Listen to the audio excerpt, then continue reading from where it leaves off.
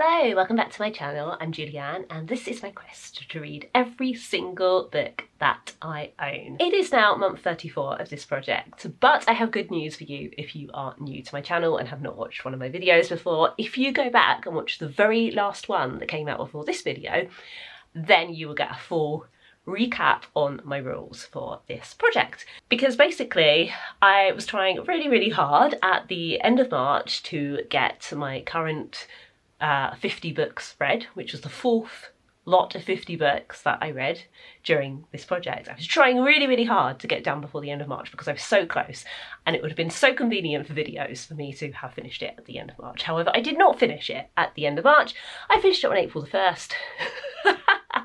So I am the April Fool, but I continue on, and so it means that I am essentially doing April on new rules. I'm doing this update in new rules. So even though the rule change video came out before the update in which I finished the last 50 books, I just couldn't do it any other way, because what was I going to do? Not read anything for the whole of April so that I could then start May on the new 50 books? No, that wouldn't make any sense. So I had to decide whether to do the rule change video after the April update or before, and I went with before because I just thought I'm going to be doing most of April under new rules and I don't want to be, have to explain them in this video and then there'd be a rule change video which doesn't make any sense.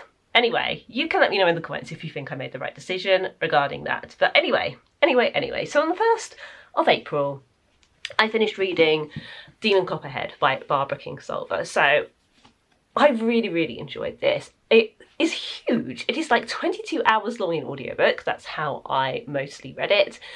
And I really enjoyed it. And then it just kind of stops at the end.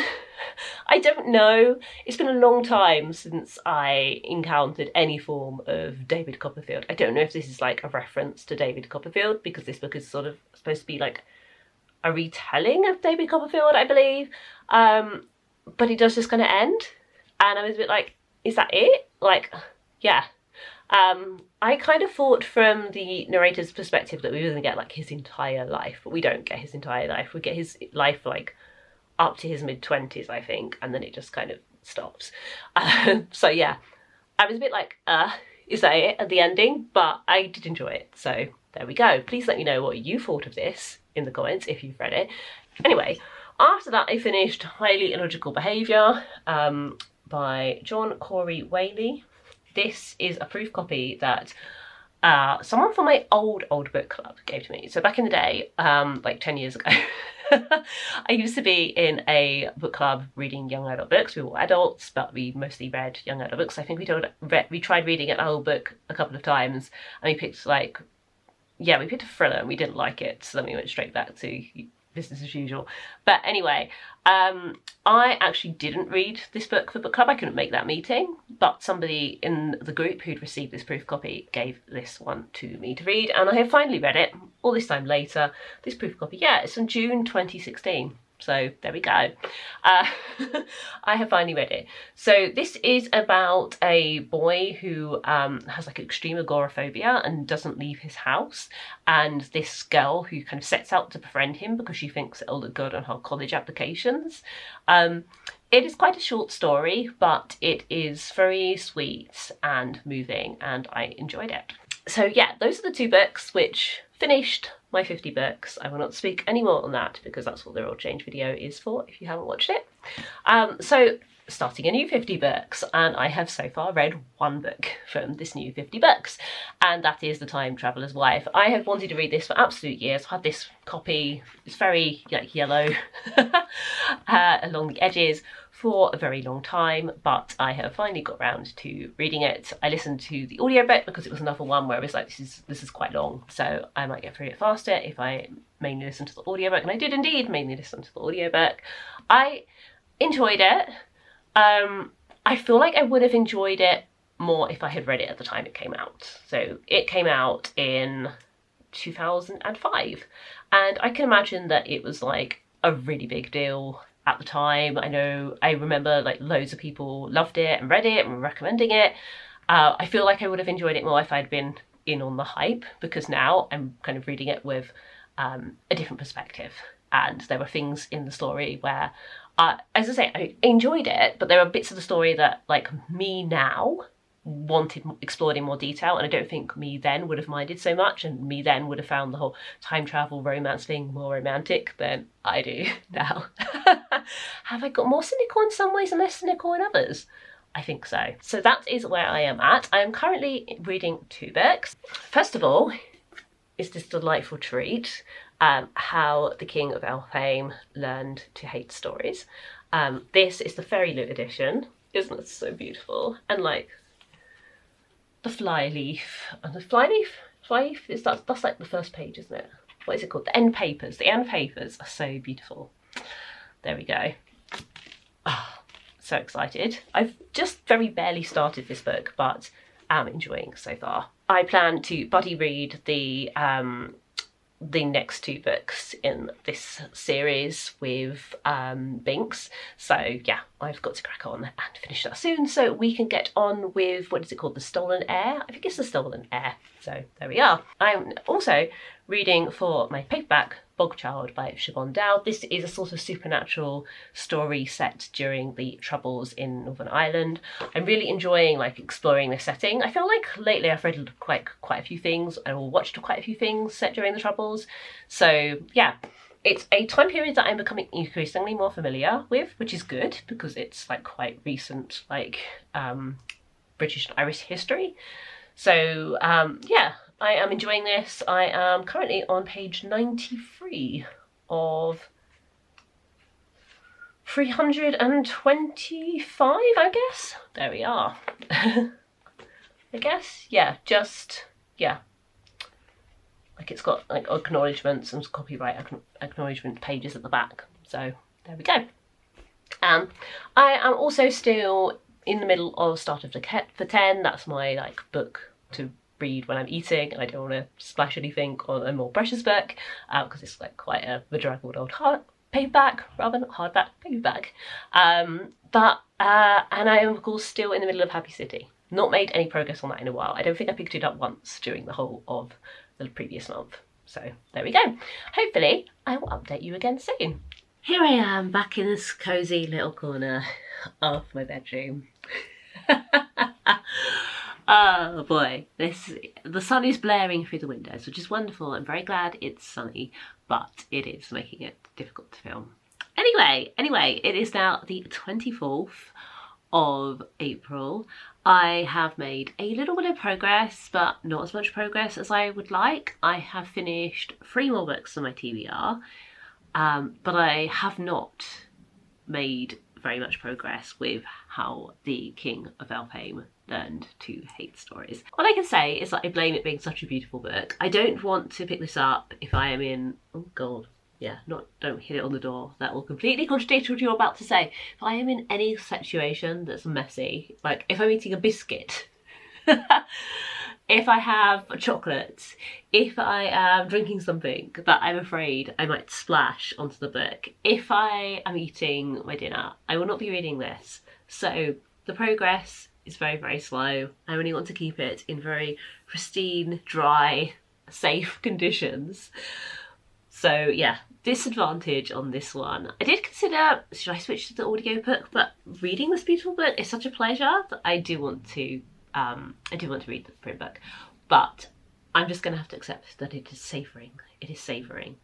But I will definitely finish it next week. I am planning to have some dedicated reading sessions, so all going well, I will sit there and I will read, and I will be doing nothing else that might endanger the glory of this edition. So yeah, there we go. That's where I'm at with that. In the meantime, some of my bashed up old paperbacks have been getting some love. So first off, I did finish Bogchild. I really enjoyed this. This is such a lovely, interesting, uniquely told story set during the Troubles in Northern Ireland, as I mentioned before, and I would highly recommend this. I hope that the next person who picks this copy up, enjoys it as much as I did.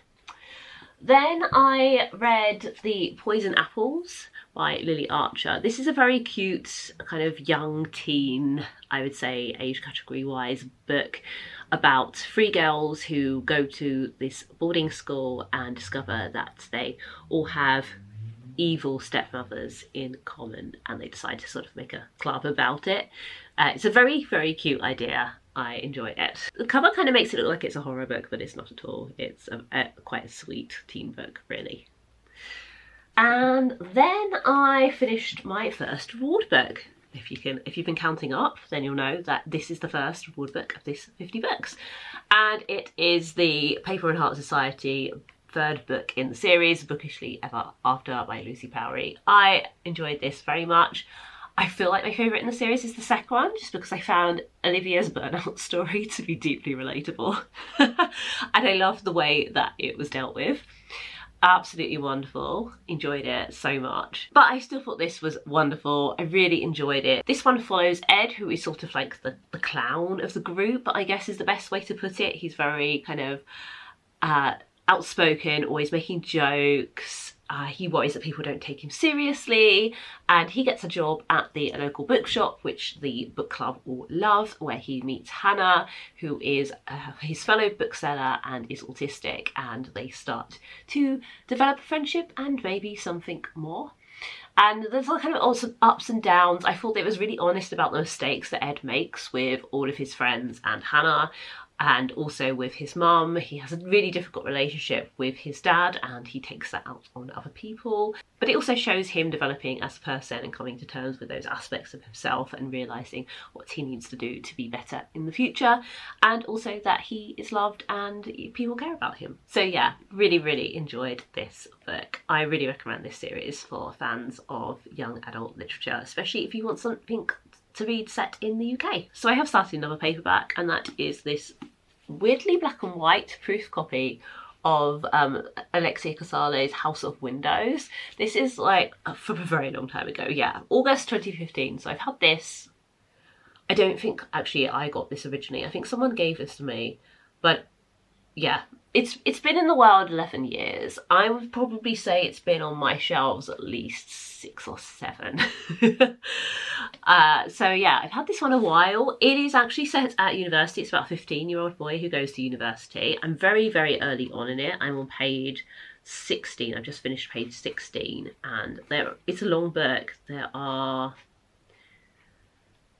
371 pages, including the acknowledgements at the end. But I am really, really interested in the premise of this, and when I went to add it to my currently reading on Goodreads, I saw that a couple of my book blogger friends back in the day loved this, so I am really excited to finally be reading it.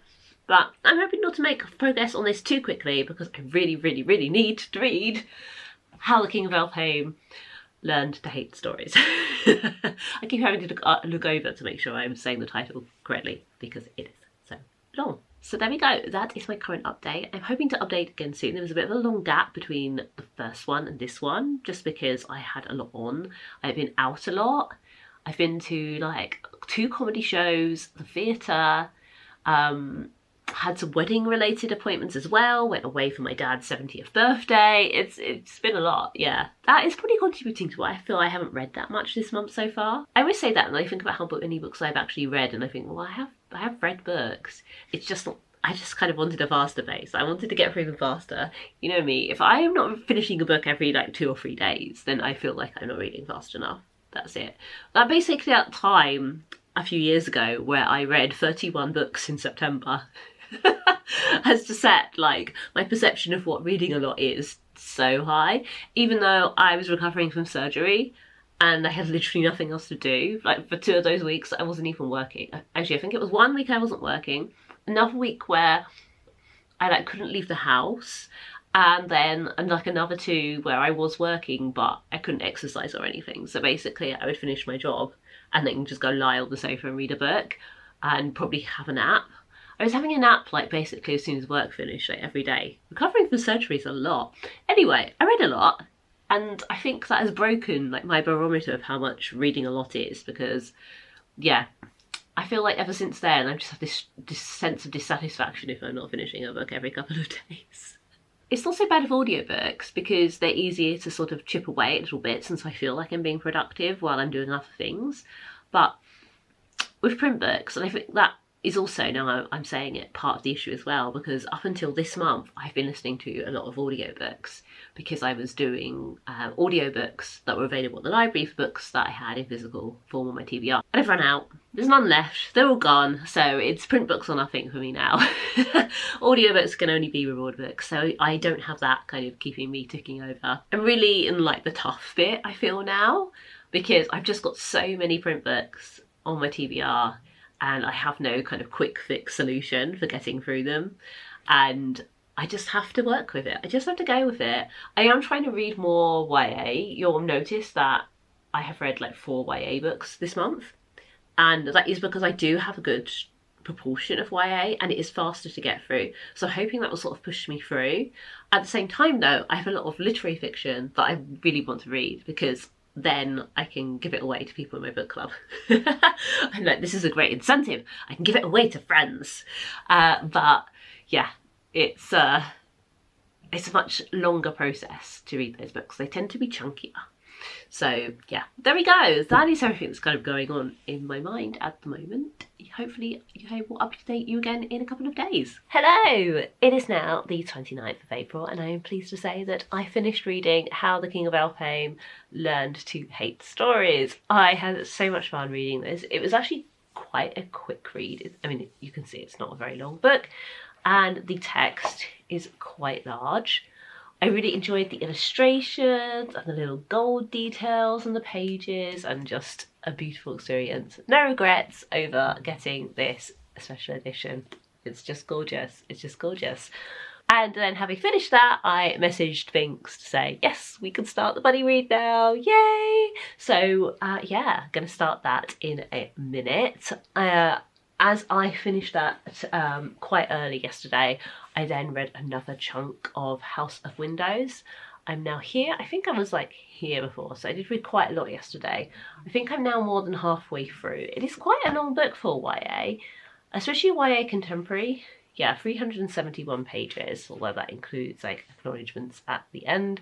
The text in this is also fairly big, but yeah, I am enjoying this one a lot. It's very, very interesting the way that it is telling its story. Anyway, I'm going to put that one to one side for a while and really focus on my buddy read with Binks.